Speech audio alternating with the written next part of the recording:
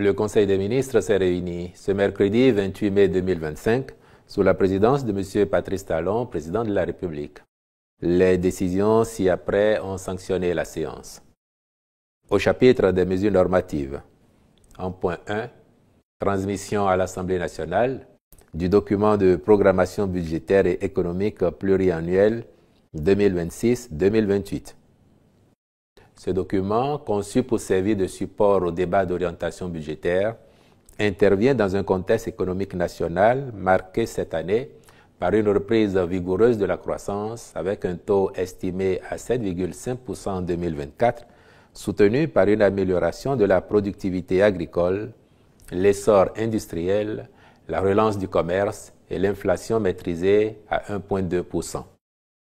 Ces performances économiques remarquables sont réalisées dans un environnement sous-régional et international incertain, d'où la nécessité de maintenir une trajectoire budgétaire soutenable et de renforcer la planification à moyen terme. Le ministre de l'Économie et des Finances, en relation avec le ministre de la Justice et de la Législation, prendra les dispositions en vue de l'organisation du dit débat avec la représentation nationale. En point 2, création de la Société béninoise d'infrastructures maritimes et fluvio-lagunaires et approbation de ses statuts. Cette société aura pour mission d'élaborer et de mettre en œuvre les stratégies à long terme de protection de la côte béninoise. Celles-ci peuvent combiner les dragages des fonds marins ou lagunaires, la recomposition du territoire et la préservation des espaces naturels. Elle s'occupera, par ailleurs, de la construction et de l'exploitation d'un chantier naval avec pour responsabilité d'entretenir les engins flottants nationaux et d'assurer leur navigabilité. Le Conseil a donc marqué son accord pour sa création. Il en a adopté les statuts, puis instruit les ministres concernés à l'effet de prendre les dispositions appropriées en vue de son opérationnalisation diligente. Au chapitre des communications, en point 1, mission de maîtrise d'œuvre du Centre technique agroalimentaire au Bénin. Le centre aura pour mission de renforcer la compétitivité des entreprises agroalimentaires et industrielles béninoises, d'instituer le respect des normes de qualité et d'hygiène, de combler l'insuffisance en équipements techniques modernes afin d'accroître les capacités d'exportation. De même, il offrira des services de conseil, d'assistance conseil, d'études, de formation et d'appui technique aux acteurs des filières agroalimentaires et de l'emballage avec pour ambition d'optimiser le taux d'intégration de l'économie nationale en exploitant les recommandations du cabinet commis à cette mission. En point 2, approbation du document de politique nationale de promotion et de développement des petites et moyennes entreprises pour la période 2025-2034. La présente politique, élaborée dans une démarche inclusive et participative, précise les repères stratégiques devant guider les interventions relatives aux micro, petites et moyennes entreprises sur la période visée, lesquelles sont attendues à l'horizon 2034 pour être compétitives dans un cadre institutionnel adéquat et un environnement des affaires favorable à la création de la richesse, d'emplois décents et durables. Son approbation permettra ainsi de disposer d'une orientation nationale en matière de promotion et de développement des micro, petites et moyennes entreprises, tenant compte des mutations socio-économiques afin de mieux répondre aux nouveaux défis de développement de notre pays. Le ministre des Petites et Moyennes Entreprises et de la Promotion de l'Emploi veillera à sa mise en œuvre en liaison avec les autres ministres concernés. En point 3, agrément au Code des investissements. Il s'agit de 8 sociétés qui sont éligibles au bénéfice des différents régimes incitatifs de ce code, comme ci-après. Régime des investissements spécifiques. Grand Moulin du Bénin SA, pour son projet d'augmentation de capacité de production de farine de blé de son unité de production dans la commune de Cotonou. Mauve Africa Bénin SA, en vue de l'extension du réseau de couverture en 3G, 4G et 5G sur le territoire national. GFIS International SARL, pour le projet d'ouverture et d'exploitation par dragage d'une carrière de sable lagunaire dans la zone marécageuse de Dja, dans la commune de Semekpoji. Partouche Casino Cotonou SA, dans le cadre de son projet de création d'un casino au Sofitel de Cotonou. Régime A. Protein and Nuts SARL, en vue de la construction et de l'exploitation d'une unité de fabrication de tourteaux dégraissés et d'huile brute de soja à Ouibatin dans la commune d'Alada. Lisa Cocktails SARL, pour l'implantation et l'exploitation d'une unité de production de cocktails à base de jus de fruits et d'alcool à la zone industrielle de Semekpoji. Régime B. Global Veterinary Industries SA, dans le cadre de la mise en place d'une unité de production industrielle de prémix et de concentrés minéraux vitaminés pour aliments de volailles et dérivés à la zone industrielle de Gakpé dans la commune de Ouida. Nissi Sarl, pour l'installation et l'exploitation d'une unité de production de tourteaux et d'huile végétale brute à base d'arachide, de noix de palme, de karité et de soja à Denou dans la commune de Toribosito. La réalisation de tous ces projets, en plus des nombreux emplois qui en découleront, impactera positivement les différents secteurs dont ils relèvent et apportera de la plus-value à l'économie nationale. En point 4, réalisation des travaux d'urgence de réparation des dégradations critiques relevées sur le réseau routier national. Ces dégradations ont été relevées au niveau de 30 ouvrages dans les communes de Tukuntuna, Kobli, Kéru, Kopargo, Kandi, Banikwara, Parakou, Cotonou, Abomey-Calavi, Porto Novo, Avrankou, Wenhi, Djidja, Koulekame, Kome et Grand Popo. Elles portent sur des ouvrages défectueux, des ouvrages partiellement ou totalement effondrés et des équipements de sécurité endommagés par les usagers.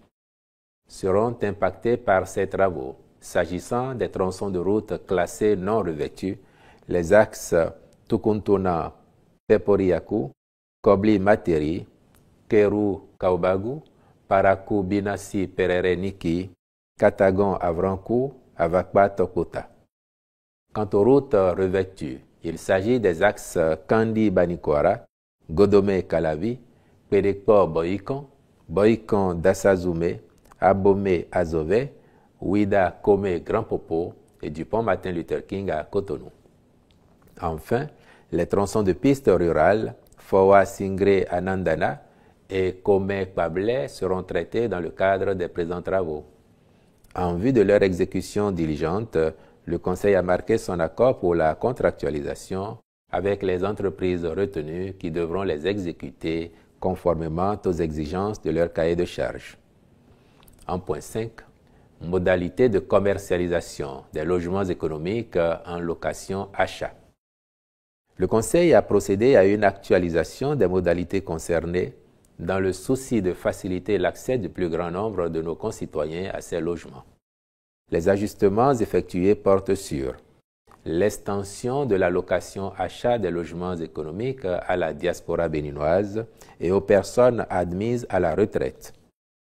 La durée de remboursement des logements économiques qui est portée à 20 ans au lieu d'une durée précédemment fixée à 17 ans.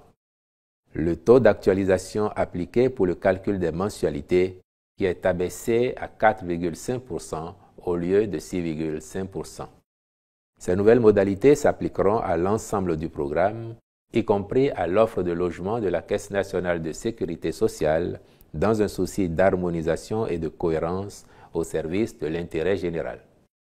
Il est à signaler que les prix de cession des logements économiques en achat au comptant restent inchangés et conformes à la décision du Conseil des ministres du 25 septembre 2024.